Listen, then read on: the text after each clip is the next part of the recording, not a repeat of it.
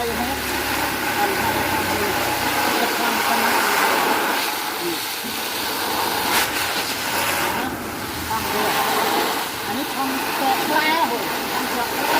ปลาเหรอเธอเอาไปเลยตรงนี้เนี่ยอันนี้เราทำปลาไร้น้ำเป็นทำใครปลาเยอะเนี่ยเห็นไหมไม่เอาไปไอ้จับจะให้